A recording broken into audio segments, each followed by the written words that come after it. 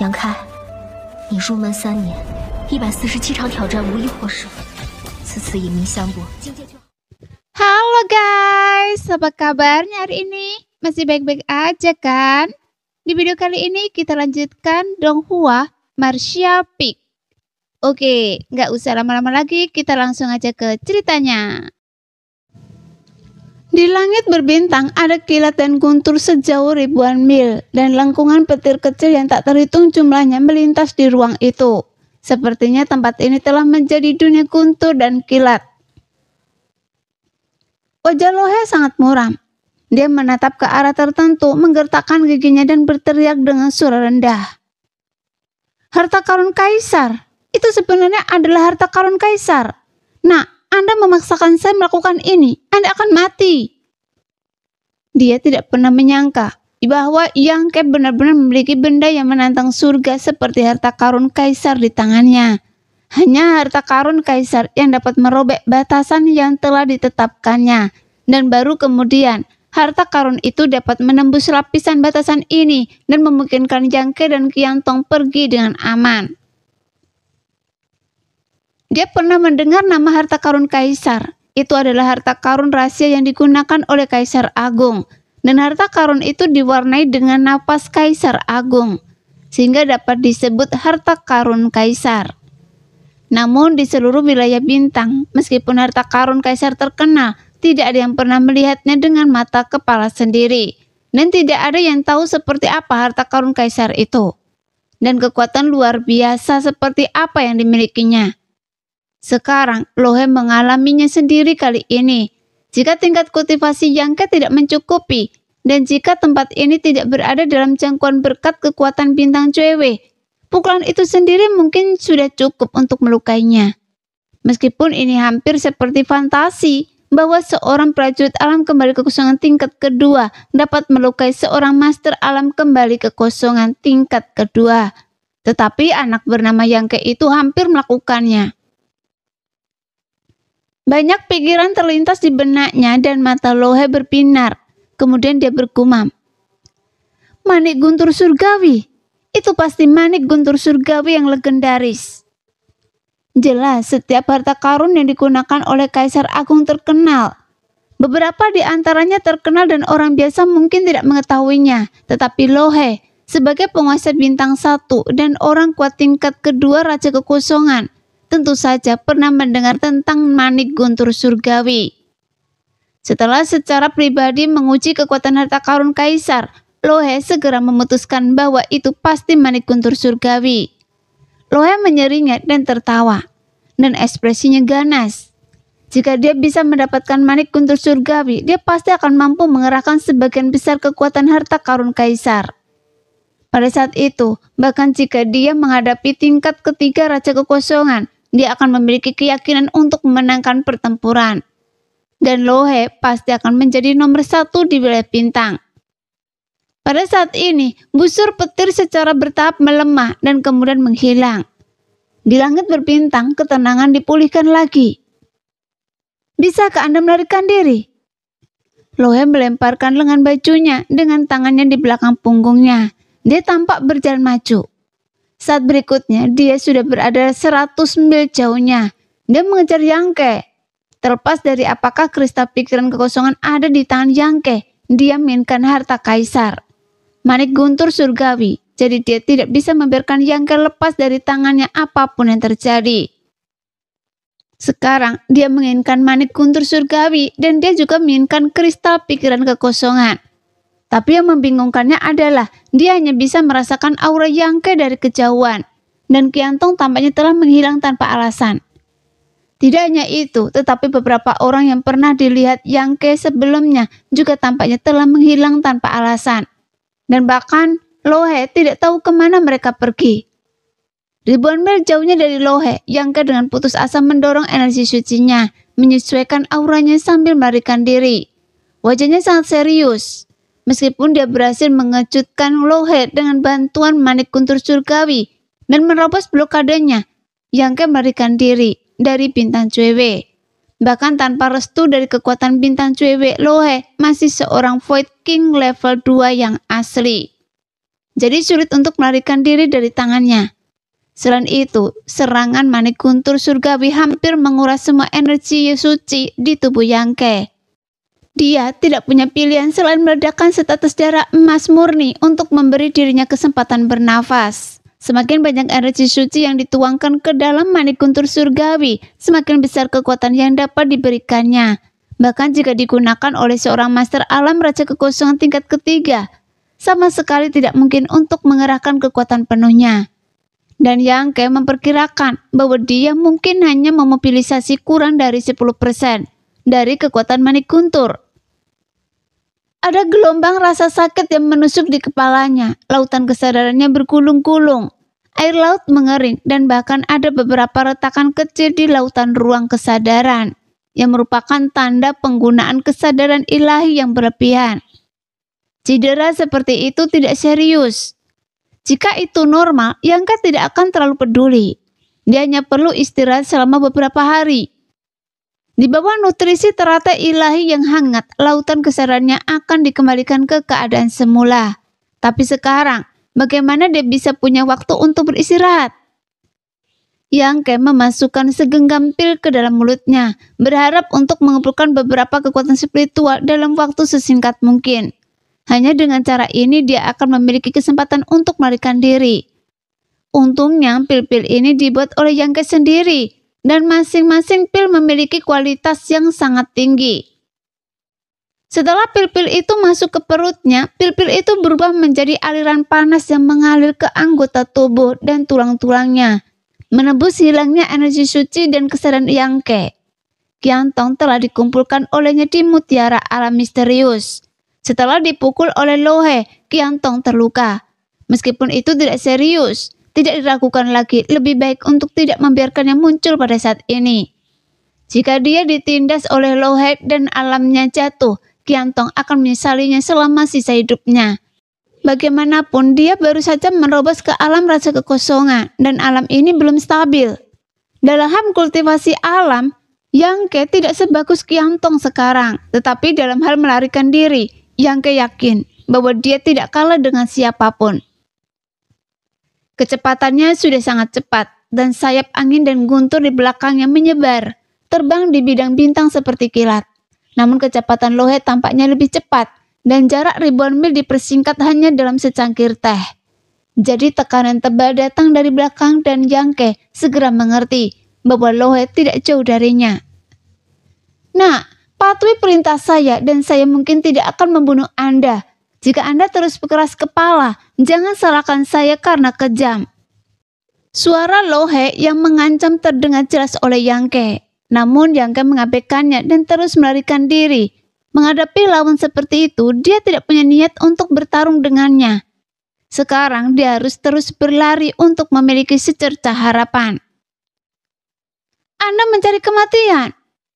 Lohe melihat bahwa Yangke tidak bergerak dan menjadi marah. Dia berada 500 mil jauhnya dari Yangke. Dia tiba-tiba mengulurkan tangannya dan aliran energi tipis keluar dari ujung jarinya. Dalam sekejap itu melintasi penghalang ruang dan melesat ke arah Yangke dengan kecepatannya yang mengerikan. Merasakan niat membunuh dari belakang, Yangke menggertakkan giginya dan kekuatan ruang di tubuhnya melonjak keluar. Dia mengulurkan tangannya dan mencengkram kekosongan di depannya dengan ganas, mencabik-cabiknya. Segera retakan ruang hampa segera muncul di depannya, dan Yangke melangkah masuk dan menghilang dalam sekejap mata. Saat berikutnya, serangan aneh itu mengenai posisi di mana Yangke sebelumnya berada, menembus bayangan yang ditinggalkannya. Retakan ruang angkasa! Lohe berteriak kaget dan sosoknya melintas dan dia datang ke posisi di mana Yangke menghilang, ingin mengikuti Yangke dan bergegas ke celah yang kacau itu. Tetapi Yangke jelas tidak memberinya kesempatan ini. Retakan ruang angkasa itu langsung tertutup. Anak ini sebenarnya ahli dalam kekuatan ruang angkasa. Lohe tampak luar biasa. Pada tingkat kultivasinya, Lohe jarang tergerak oleh apapun. Tetapi Yangke membuatnya kehilangan akal sehatnya beberapa kali. Pertama dia mengorbankan harta kaisar, dan kemudian dia merobek ruang sesuka hati. Seberapa jahat anak ini. Harta kaisar tidak masalah, hanya bisa dikatakan bahwa Yangke memiliki kesempatan yang dalam. Meskipun dia tidak tahu dari mana mendapatkannya, tetapi merobek ruang sesuka hati. Bahkan Lohe belum pernah mendengarnya. Lagi pula, meski ada jutaan prajurit di seluruh wilayah bintang dan ada beberapa yang mempraktekkan kekuatan ruang angkasa, tetapi beberapa orang yang dikenal Lohe hanyalah sedikit kekuatan ruang angkasa dan tahu cara memperbaiki susunan ruang angkasa. Dan siapa yang bisa merobek ruang angkasa sesuka hati? Apakah ini kartu truf Anda? Tidak heran Anda berani bersikap lancang di hadapan saya. Wajah Lohe muram dan dia terkekeh pelan. Tetapi Anda pikir Anda bisa lolos dari telapak tangan saya dengan ini? Angan-angan. Setelah dia selesai berbicara, pikiran ilahi yang mengerikan menyebar dengan liar ke segala arah. Hanya dalam 3 nafas secercah cahaya melintas di matanya dan dia menoleh untuk melihat ke arah tertentu. Sisi ini, ia lolos dengan sangat cepat, sebenarnya 5.000 mil jauhnya. Mengambil nafas dalam-dalam, energi suci Lohe melonjak. Itu melesat ke sana seperti meteor, mendekati Yangke dengan kecepatan yang sangat cepat. 5.000 mil jauhnya, Yangke baru saja menarik nafas beberapa kali, dan dia dengan tajam merasakan bahwa sebuah pikiran ilahi telah mengunci posisinya dengan erat, seperti belatung di tulang tarsal. Tidak dapat menyingkirkannya. Melihat ke belakang, di langit berbintang yang jauh aliran cahaya mendekatinya. Yangke menggertakkan giginya, sekali lagi mengulurkan tangannya untuk merobek kekosongan. Setelah beberapa saat, Lohe melacak ke tempat ini berhenti dan memperluas pikirannya untuk kedua kalinya. Dia mencari posisi Yangke dan setelah menyadarinya, dia mulai mengejar lagi. Mereka berdua berlari dan mengejar dan jarak di antara mereka terkadang diperpendek dan terkadang menjauh. Jadi suasananya sangat tegang. Yangke tahu bahwa dia tidak boleh jatuh ke tangan Lohe. Jika tidak, konsekuensinya akan menjadi bencana. Waktu berlalu dan setengah bulan berlalu dalam sekejap mata. Tampilan asli Lohe yang tenang dan percaya diri menghilang, digantikan oleh keganasan dan kemarahan yang tak terbatas. Dia berpikir bahwa bahkan jika Yangke mahir dalam kekuatan ruang, dia tidak akan pernah lepas dari telapak tangannya. Tapi kekuatan ruang memang misterius, dan para prajurit yang ahli dalam kekuatan ruang juga sangat sulit dibunuh. Tetapi kultivasi Yangke terlalu rendah dibandingkan dengannya. Berapa banyak energi suci dan berapa banyak kesadaran spiritual yang dikonsumsi untuk merobek ruang sekali? Lohe tidak tahu, tetapi dia tahu bahwa harganya pasti tidak kecil. Dia hanya perlu mengikuti Yangke dari kejauhan, dan begitu Yangke tidak dapat melakukannya, itulah saatnya baginya untuk menangkap lawan. Sekarang inilah yang ada dalam pikirannya. Tetapi yang mengejutkannya adalah bahwa dalam setengah bulan terakhir Yangke telah menggunakan merobek ruang setidaknya 200 kali. Dan setiap kali dia dapat melarikan diri sejauh 2 atau 3.000 mil, dan seiring berjalannya waktu, jarak yang dia hindari menjadi semakin jauh. Tampaknya dipaksa dengan cara ini, kendali Yangke atas kekuatan ruang menjadi semakin indah. Anak ini tidak menunjukkan tanda-tanda kelelahan. Dari mana dia bisa mendapatkan begitu banyak energi suci untuk disia-siakan? Dari mana dia mendapatkan kesadaran yang begitu kuat untuk memberikan kekuatan? Bahkan jika dia meminum ramuan, itu tidak akan bisa mendukung pelariannya untuk waktu yang lama. Jelas, Lohe tidak bisa mengetahuinya. Tapi dia tidak menyerah. Dia sangat yakin bahwa tebakannya benar. Dia sangat yakin bahwa Yangke akan berhenti di suatu titik. Dan Lohe menebak dengan benar. Setiap kali Yangke merobek ruang, dia harus membayar sejumlah besar energi suci dan sejumlah besar kesadaran. Dalam setengah bulan terakhir, dia hampir kelelahan. Untungnya energi suci Yangke tidak buruk. Jika tidak ada cukup energi suci di dalam tubuh, dia hanya perlu meledakkan darah emas untuk segera mengisinya. Tetapi kekuatan kesadaran spiritual tidak baik. Konsumsi kekuatan kesadaran spiritual terlalu mengerikan dan tidak cepat untuk pulih. Jika bukan karena harta karun seperti teratai dewa hangat 7 warna, Yangke tidak akan dapat melanjutkan. Meski begitu, dia telah mencapai akhir kekuatannya. Dia minum banyak pil, dan pil spiritual yang dia saring untuk memulihkan kesadaran spiritualnya hampir habis.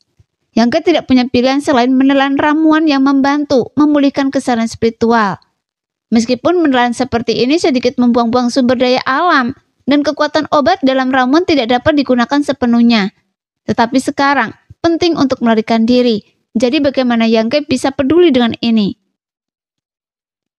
Meremas batasnya lagi dan lagi. Lautan kesadaran Yangke meluas tanpa disadari. Kekuatan kesadaran spiritual menjadi lebih padat dan kental, sehingga kontrol kekuatan ruang juga menjadi semakin murni. Namun, Yangke tidak menyadari bahwa sekarang semua energinya terfokus pada bagaimana menyingkirkan pengejaran Lohe. Setelah memikirkannya, hanya ada satu cara, bersembunyi di Mutiara Suanji sendiri. Tetapi metode ini terlalu berisiko. Jika dia ditemukan oleh Lohe saat bersembunyi, dia akan terjebak. Jadi dia tidak berani melakukan ini kecuali benar-benar diperlukan. 5 hari lagi berlalu. Keduanya berada di wilayah bintang. Mereka telah bergegas untuk jarak yang tidak diketahui. Tetapi Lohe masih seperti lintah, menggigit tidak jauh di belakang Yangke. Begitu dia merobek ruang untuk menambah jarak, Lohe akan menyusul dalam waktu yang sangat singkat. Jadi Yangke merasa orang yang kuat di alam raja kekosongan sangat sulit dihadapi. Dan lautan kesadaran Yangke hampir kering. Ramuan yang ditelannya sama sekali tidak dapat mengisi kembali kekuatan spiritual yang dikonsumsi. Hanya ada 3 kesempatan paling banyak, dan Yangke akan benar-benar kelelahan. Sambil menggertakkan giginya, Yangke merobek ruang lagi dan mengebornya. Saat berikutnya dia muncul ribuan mil jauhnya. Tanpa henti, Yangke merobek kedua kalinya. Ketiga kalinya, dalam sekejap dia telah menyingkirkan jarak ribuan mil dari Lohe. Namun wajahnya sepucat kertas dan dia melihat sekeliling. Yangke segera jatuh ke meteorit besar di dekatnya. Meteorit itu radiusnya sekitar ratusan mil, seperti gunung. Setelah tiba di meteorit itu, Yangke menemukan lokasi yang sangat tersembunyi. Segera membuang mutiara alam misterius dan menyembunyikannya di celah meteorit itu. Dengan sekejap ia mengebor ke alam misterius yang kecil itu. Pada saat ini, ada kedamaian di alam Siosuan. Para kerabat dan teman yang dibawa dari benua Tongsuan telah tinggal di sini dengan damai untuk waktu yang lama. Tidak ada persaingan di sini dan energi spiritualnya kaya, kecuali hukum langit dan bumi yang tidak lengkap. Tempat ini hanyalah surga. Di alam Siosuan ada banyak bangunan seperti loteng saat ini, tersebar dalam radius 100 mil. Di setiap loteng ada prajurit yang bermeditasi dan mengatur nafas mereka, berlatih di balik pintu tertutup. Loteng-loteng ini dibangun oleh para prajurit benua Tongsuan. Ada gunung, air, rumput, dan pepohonan di alam Sosuan. Mereka menggunakan bahan-bahan lokal yang sangat praktis. 3 ras manusia, iblis, dan monster hidup dalam harmoni tanpa perselisihan. Setiap orang menghargai kehidupan mereka saat ini. Kondisi dan lingkungan kultivasi di sini berkali-kali lipat lebih baik daripada di benua Tongsuan. Hampir 99% orang telah menerobos ke sini dan telah melangkah lebih jauh dalam kultivasi mereka. Meng Wuya, Chu Lingxiu, Ling Taisu, Dimo, Raja Iblis Zhang Yuan, Raja Besar Klan Monster Lelong. Para veteran yang telah masuki level ketiga alam suci ini telah berturut-turut menerobos ke level alam Raja Suci. Meskipun hukum dunia di alam Siosuan belum lengkap, hukum tersebut cukup untuk memenuhi kebutuhan orang-orang seperti mereka untuk menerobos. Bagaimanapun alam Raja Suci tidak sekuat itu. Ketika Yangke muncul di sini, seluruh alam misterius mendalam sunyi dan tidak ada yang menyadari kedatangannya. Dia memaksa dirinya untuk waspada, menahan rasa sakit yang luar biasa di benaknya dan melepaskan indera keilahiannya untuk menyelidiki. Segera dia menyadari lokasi Xianningsang dan sosoknya melintas dan segera datang ke lantai 2 loteng. Xianningsang tampaknya sedang memurnikan ramuan. Dia masih ditutupi kain kasa hitam. Dia berkonsentrasi pada pemurnian ramuan. Dia tampaknya memancarkan kecemerlangan yang tak terlihat, tampak misterius dan bermartabat. Meskipun penampilannya tidak terlihat, garis wajahnya saja sudah cukup untuk membuat pria manapun tergila-gila. Sekarang, penampilan Yangke membuatnya takut. Setelah menyadari bahwa nafas Yangke lemah, wajahnya berubah warna. Dia segera bergegas ke Yangke dan mendukungnya dan berkata dengan heran, "Adik laki-laki, ada apa dengan Anda? Siapa yang menyakiti Anda?" Tidak apa-apa, saya bertemu musuh yang kuat yang mengejar saya. Yangke ingin tertawa dan menghibur Xianningsang, tetapi dia tidak bisa tertawa. Ekspresi Xianningsang berubah dan dia tidak bertanya terlalu banyak. Dia tahu bahwa orang yang bisa memaksa Yangke ke titik ini setidaknya harus menjadi alam raja kekosongan. Dia tahu kekuatan tempur Yangke. Di Istana Bulan Merah, bahkan orang kuat seperti Sui Lian bukanlah lawan Yangke. Sekarang dia sangat menyedihkan. Siapa lagi yang bisa melakukannya kecuali Master Alam Raja Kekosongan?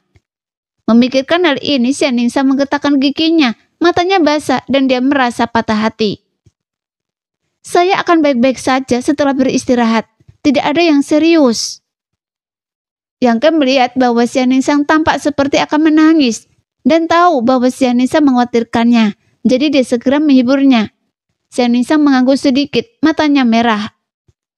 Apakah Anda punya pil untuk memulihkan kesadaran? Berikan pada saya sebanyak yang Anda bisa.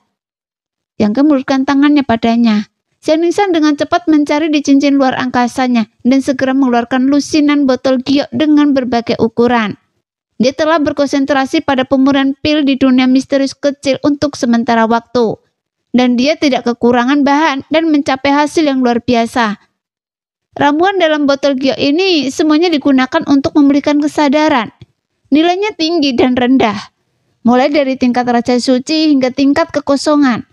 Jika begitu banyak pil diletakkan di luar, itu pasti akan menjadi keberuntungan besar. Pil Qingsen Hui Yuan, ini adalah yang terbaik. Setelah memurnikan beberapa di antaranya menjadi pola pil, jadi Anda dapat menggunakan ini terlebih dahulu. Xianningsang mengambil botol giok, membuka tutup botol untuk Yangke, dan menuangkan beberapa pil darinya. Yangke mengambilnya tanpa berkata apa-apa, memasukkannya ke dalam mulutnya, dan menelannya ke dalam perutnya. Dengan sentikan tangannya, dia menyapu semua botol giok ke dalam cincin ruangannya, dan kemudian dia mulai duduk bersila dalam meditasi. Xianningsang itu menahan nafas dan diam-diam menjauh dari Yangke agar tidak mengganggunya. Bulu matanya yang panjang sedikit berkibar, dan dia memperhatikan dengan seksama. Kulit Yangke mulai pulih secara nyata, dan Xianningsang memastikan bahwa dia memang baik-baik saja. Tetapi kekuatan spiritualnya terkuras secara berlebihan.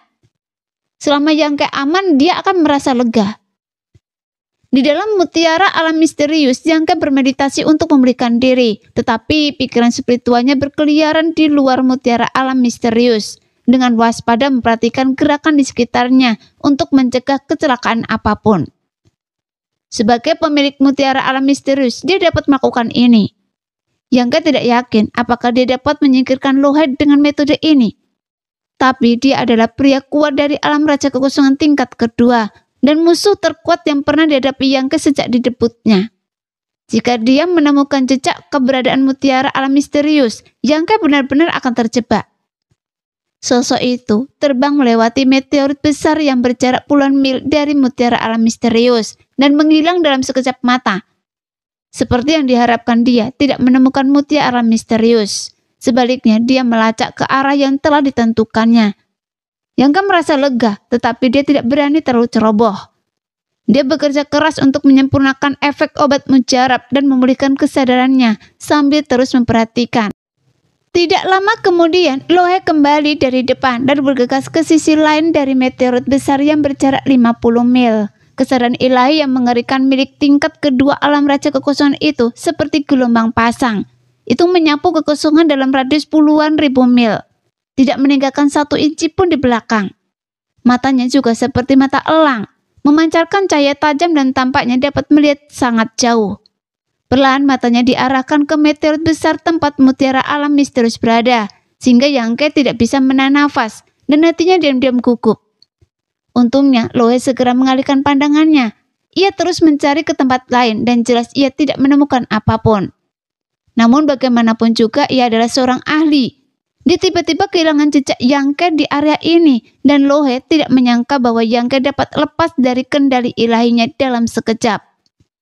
Tapi ia yakin bahwa Yangke bersembunyi di dekatnya. Tetapi ia tidak tahu metode apa yang ia gunakan untuk menutupi nafas dan vitalitasnya sendiri. Sehingga bahkan orang kuat seperti dirinya tidak dapat melihatnya.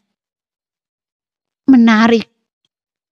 Lohe bergumam pada dirinya sendiri. Kemudian sosoknya terus bergerak maju mundur dalam kehampaan puluhan ribu mil, mencari tempat yang mencurigakan. Dan pada saat yang sama berteriak keras.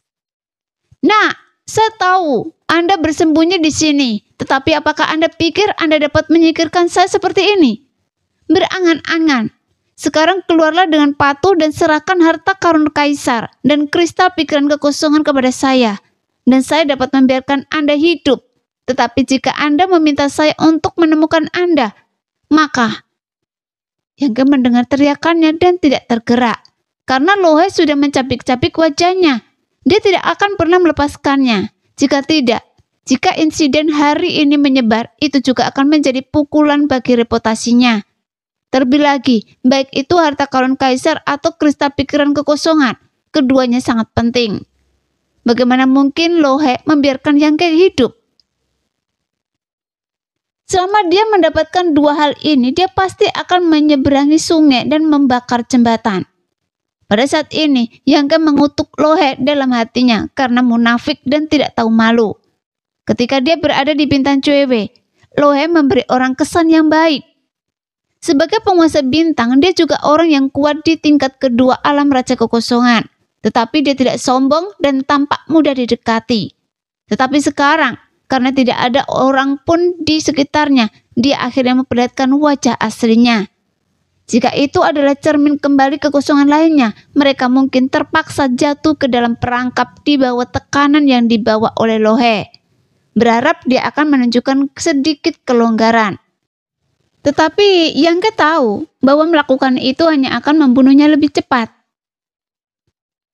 Sebagian besar hari telah berlalu. Lohe telah berkeliling di area seluas puluhan ribu mil ini beberapa kali dan telah dengan hati-hati mencari di setiap tempat dan setiap meteorit. Tetapi dia tetap tidak menemukan apapun. Ini membuatnya sangat kesal. Dia sendiri sedikit tidak yakin apakah Yangke benar-benar masih bersembunyi di sini atau apakah anak itu telah lepas dari kendalinya. Tapi dia tiba-tiba berhenti, ekspresinya muram, seolah-olah dia telah membuat keputusan dan menggertakkan giginya dan berkata, "Nah, Anda memaksa saya untuk melakukan ini. Saya harap Anda tidak akan menyesalinya ketika Anda pergi ke neraka." Begitu dia selesai berbicara, Lohe tiba-tiba mengulurkan tangannya, membuka 10 jarinya dan memeluknya di depannya. Energi suci yang mengerikan keluar dari tubuhnya dan 10 jari perlahan-lahan meledak dengan cahaya putih, berkumpul di tengah. Energi suci di tubuhnya tampaknya telah menemukan jalan keluar, mengalir keluar bersama dan berkumpul bersama di sepanjang 10 cahaya putih. Dalam sekejap mata, bola energi putih seukuran kepalan tangan muncul di depan Lohe. Meskipun bola energi itu tidak besar, ia memiliki kekuatan yang mengerikan yang dapat menghancurkan dunia. Dan dengan memasuknya energi suci Lohe, energi itu terus tumbuh. Kesadaran ilahi Yangke yang tertinggal di luar Mutiara Suanji merasakan pemandangan ini, dan dia diam-diam berkata dalam hatinya bahwa itu tidak baik. Mengetahui bahwa Lohe akan menjadi serius. Untuk sesaat dia tidak tahu harus berbuat apa. Jadi dia hanya bisa memaksa dirinya untuk tenang dan menunggu dan melihat. 10 nafas kemudian bola cahaya putih di antara tangan Lohe tampak sebesar baskom. Lohe tertawa ringan dan mendorong ke depan dengan kedua tangannya. Bola cahaya putih itu melayang ke depan seolah-olah tidak memiliki berat dan terbang sejauh 100 mil. Saat berikutnya cahaya putih yang menyilaukan mekar dari posisi itu dan area dalam radius puluhan ribu mil langsung dipenuhi dengan cahaya putih ini. Dengan cahaya putih sebagai pusatnya, semua yang bertemu dengan cahaya putih dalam radius puluhan ribu mil berubah menjadi debu dalam sekejap. Hilang dalam kehampaan ini. Meteorit besar dan kecil yang tak terhitung jumlahnya yang tergantung di langit berbintang tampaknya menguap. Dan bahkan bintang mati kecil di dekatnya mulai pecah dan menghilang. Serangan kekuatan penuh dari orang kuat alam raja kekosongan tingkat kedua itu mengerikan. Lohe tidak bergerak, pikirannya berkembang dan memperhatikan gerakan di sekitarnya. Dia percaya selama Yangke masih bersembunyi di dekatnya, dia pasti akan mati. Dengan tingkat kultivasinya di tingkat kedua alam kembali kekosongan, mustahil baginya untuk menahan serangan yang begitu hebat. Adapun mutiara tanpa batas, mereka bukan hal biasa yang mustahil bagi mereka untuk dihancurkan dalam ledakan energi seperti itu. Namun Lohe tidak perlu menangkap Yang hidup-hidup. Dia hanya butuh 2 harta karun itu. Segala sesuatu dalam radius puluhan ribu mil telah dibersihkan, tetapi yang membuat Lohe sedikit berubah warna adalah bahwa tidak hanya tidak ada jejak kekuatan hidup Yang yang dimusnahkan, bahkan aura kristal pikiran kekosongan dan manik guntur surgawi pun tidak muncul. Benar-benar hilang. Wajah Lohe tenggelam dan suasana hatinya langsung menjadi sangat buruk. Perlahan dia menoleh dan melihat ke arah tertentu dari kehampaan. Pada posisi itu sepertinya ada sesuatu yang didorong oleh dampak energi yang dahsyat dan terbang cepat ke kejauhan. Lohe merutkan kening, agak curiga dan bingung. Serangannya telah menghancurkan semua yang ada di dekatnya, jadi apa benda yang bisa bertahan hidup ini? Tidak peduli apa itu mungkin bukan benda biasa. Melihat mangsanya, Lohe bersemangat dan ingin mengejar ke arah itu. Ketika matanya tertuju pada lokasi mutiara alam misterius, Yang tahu ada sesuatu yang salah. Dia buru-buru menyapa Xianingsang, memasukkan segenggam pil ke dalam mulutnya dan bergegas keluar dari mutiara alam misterius. Saat berikutnya Yang muncul di langit berbintang tanpa mempedulikan hal lain. Dia mengumpulkan mutiara alam misterius dan mencabik tangannya ke depan. Dia bergegas ke celah ruang. "Anda masih di sini!" teriak Lohe, berubah menjadi kilatan petir dan buru-buru mengejarnya. Namun Yang segera menghilang. Ketika Lohe merasakan nafasnya lagi, Yang sudah berada 5.000 mil jauhnya. "Apakah Anda meningkatkan penggunaan kekuatan ruang Anda lagi?" Wajah Lohe sedikit berubah. Dia tidak berani mengabaikannya dan bergegas ke arah Yang. Dan Yang segera menemukan ini. Sekarang dia bisa melarikan diri sejauh 5.000 mil dengan merobek ruang sekaligus. Dan ini bukan batasnya. Dia masih merasa nyaman. Dikejar oleh Lohe seperti ini terus-menerus merobek ruang untuk melarikan diri. Tampaknya sangat membantu latihan kekuatan ruangnya. Jadi Yang tiba-tiba mendapat pencerahan. Kekuatan ruang di sekitarnya melonjak dan dia mengulurkan tangannya lagi untuk merobek ruang dan melangkah ke dalamnya. Ketika dia muncul, dia diam-diam menghitung jarak yang dia tempuh kali ini. 5.500 mil. Mata Yang menunjukkan kegembiraan dan dia tidak bisa menahan tawa. Dia tiba-tiba menyadari bahwa ini adalah kesempatan. Kesempatan untuk bertahan hidup dalam situasi putus asa dan menekan potensinya. Dia berdiri di sana dan menunggu sejenak. Ketika Lohe mendekatinya hingga jarak tertentu, dia perlahan menggunakan ruang yang terkoyak untuk pergi. 6.000 mil. 6.500 mil. 7.000 mil. Anak itu terlalu berlebihan. Siapa Lohe? Tidak mungkin untuk tidak menebak apa niat Yang. Anak ini benar-benar menggunakan dirinya sendiri untuk menekan potensinya dan melatih kekuatan ruang sambil melarikan diri. Bagi Lohe, ini sungguh memalukan. Seorang pejuang yang mahir dalam kekuatan ruang benar-benar sulit dihadapi. Jika itu adalah prajurit alam kembali kekosongan tingkat kedua, dia mungkin sudah mati sekarang. Namun Yang mampu memainkan permainan kejar-kejaran dan melarikan diri dengan orang kuat seperti Lohe, dengan mentalitas kucing yang bermain dengan tikus. Jadi wajah Lohe pucat pasi. Tinjunya terkepal dan persendiannya memutih. Kapan dia pernah dihina seperti ini? Di wilayah bintang, selain dari beberapa abadi tua yang sulit dipahami itu, dia adalah yang paling kuat. Udo bahkan menilai dia sebagai orang yang paling mungkin menjadi orang pertama di wilayah bintang yang dipromosikan ke tingkat ketiga alam raja kekosongan. Dan ini adalah kehormatan tertinggi. Orang yang begitu kuat tetapi dia tidak dapat melakukan apapun pada anak yang tidak dikenal.